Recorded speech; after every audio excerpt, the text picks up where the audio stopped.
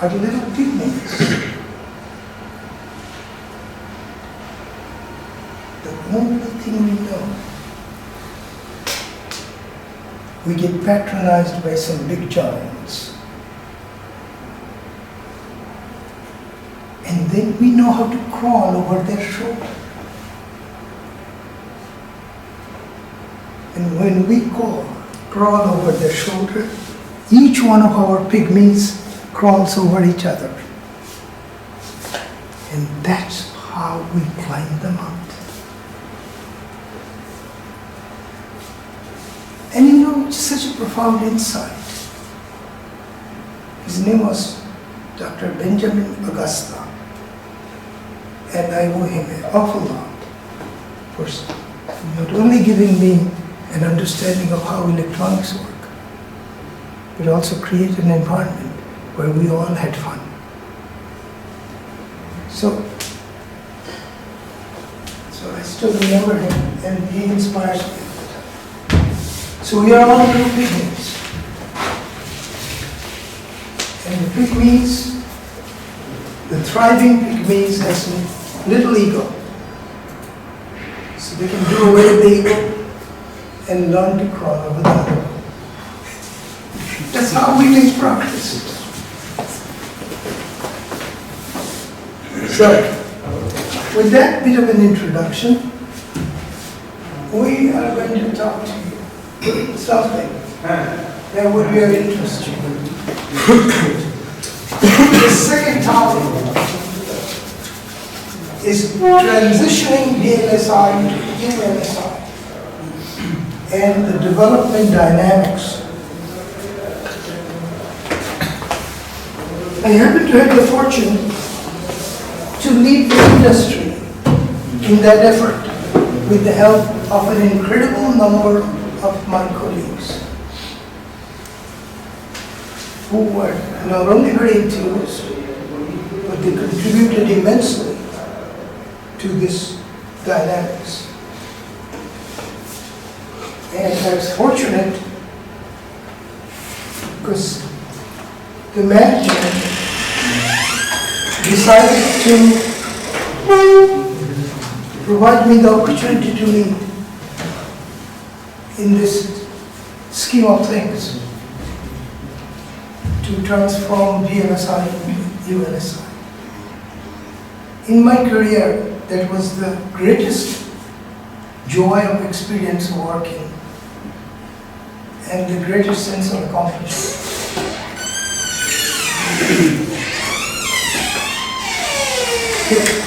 I have many hundreds of patents, but not a single one comes from there.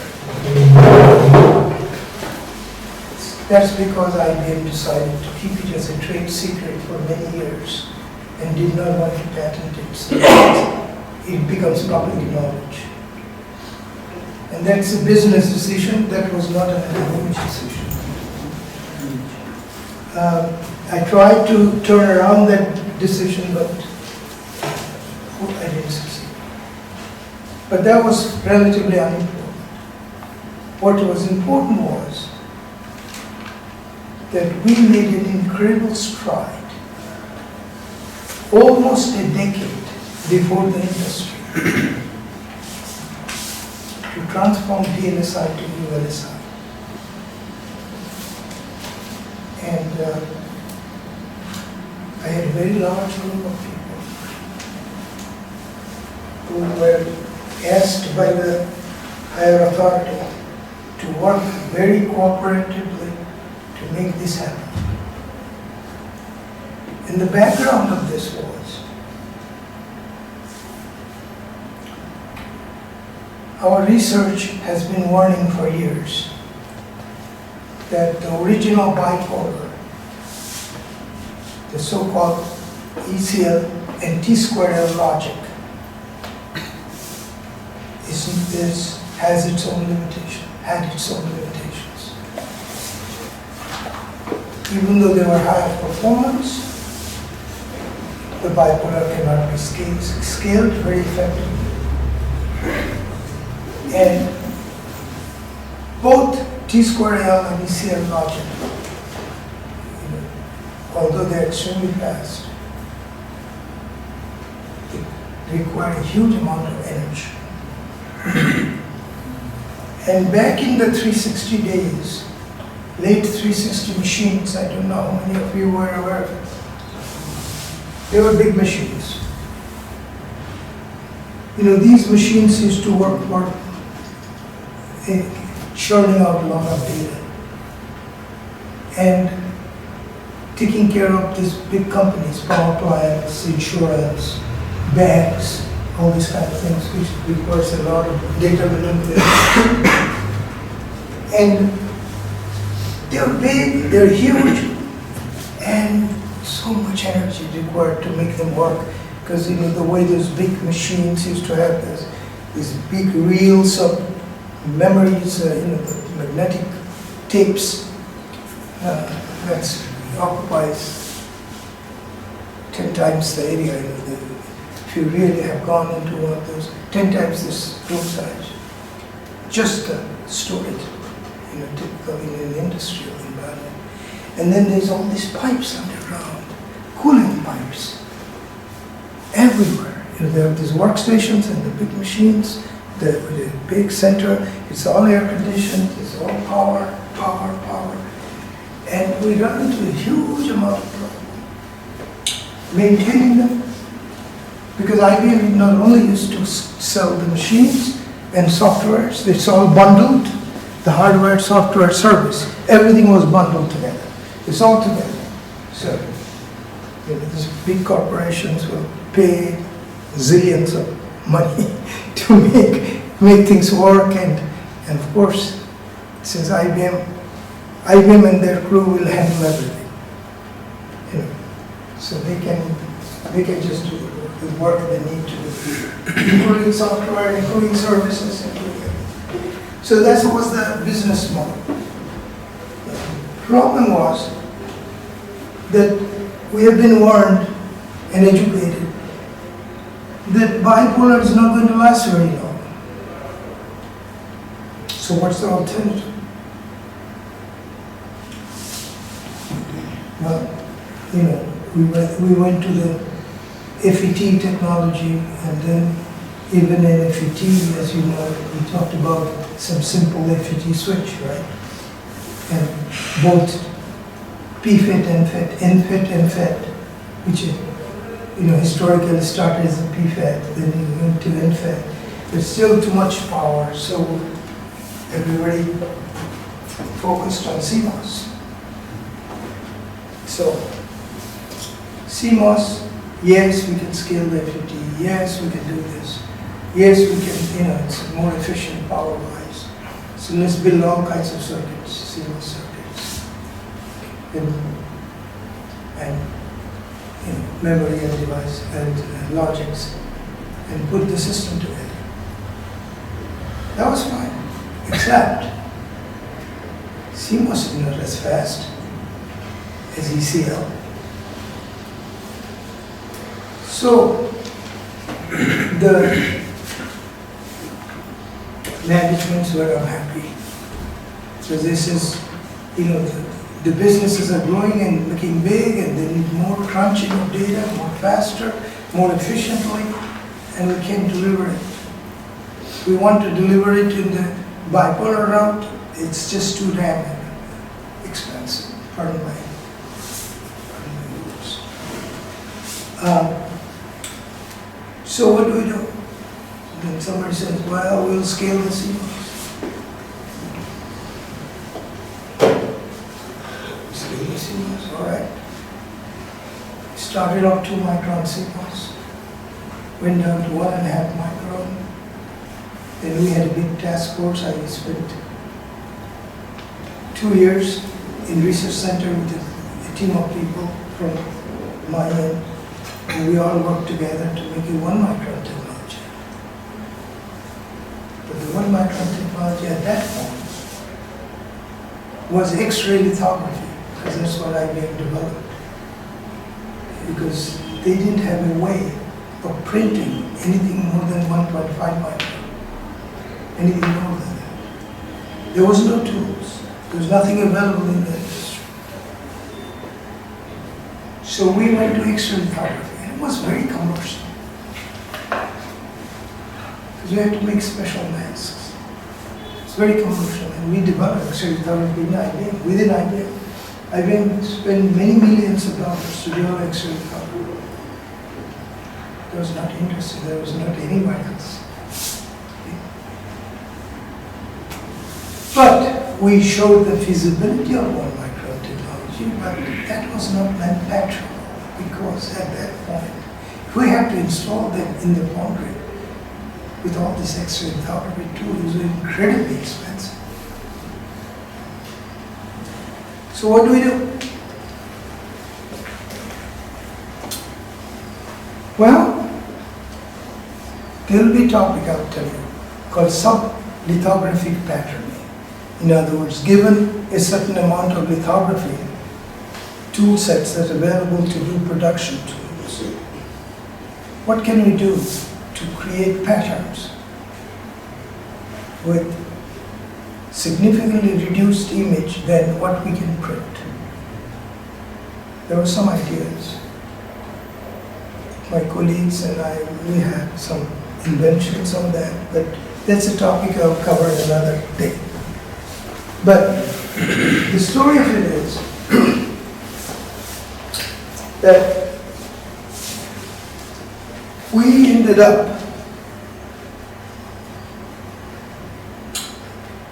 to 1 micron CMOS. And fortunately, concurrent to that, within a year or so, Perkin-Elmer came up with a step and repeat mechanism. It's called steppers, which are far more affordable than X-ray machines and X-ray lithography, which can pattern about a micron, minimum image. And so IBM was the first vendor, because IBM had money, said, we are going to grab everything that Perkin-Elmer can build, so no other company can get access to it. Is how it goes in the industry. So they specially funded Perkin-Elmer to expedite their technology so they can mass scale produce the lithography tool, so we can pattern optically 1 micrometer geometry. And that's how we created something called 1-micron CMOS VLSI ahead of the industry. About 2 or 3 years ahead of the industry. We qualified that technology. Then what? The way we qualified our device designers and the others outside the industry said, looks like we cannot make the channel length shrink any lower. So if we pattern the gate with 1 micron, and even if we dope the silicon heavy,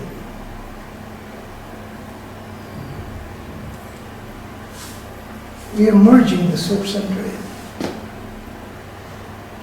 So it's not making a transistor, it's making a resistor. The gate lost its coupling ability to the channel.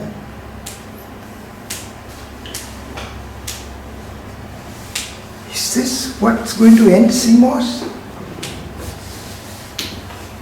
Everybody was concerned. So that is the backdrop of transition from VLSI to ULSI. And that's the story I'm going to tell you.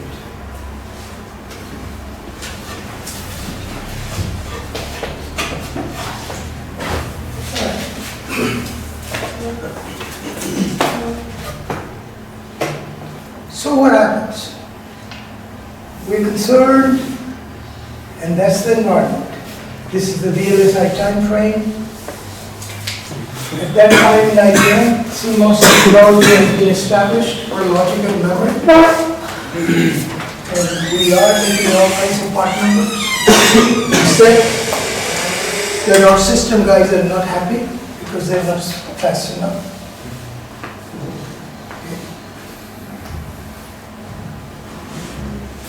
We have been producing, This is the second version of CMOS. The original version was 2 micron. This is called CMOS 1, the other one was CMOS initial or CMOS 0. That's the labeling of the generation. And as I said to you, 1 micron lithography for bulk reader was just available in 1982. So IBM literally hogged all those Perky networks so that we can build in foundry. And next 2 years, as much as their capacity they can make, so nobody else can get a Perky on them to strip and repeat camera and make tools. So, we qualified back in 1983 CMOS technology at 1 micron level. But all the test sites, which includes the processors and which includes the memories, static RAMs,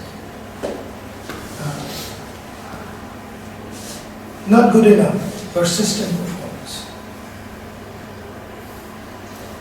It's okay for mid-range systems, it's okay for low-range like point-of-sale terminals. It's not good enough for high-ends. So the high-end folks keep studying. We need at least 2 to 3 times more performance for our future machines. IBM 370s, IBM 380s. And this is not good enough.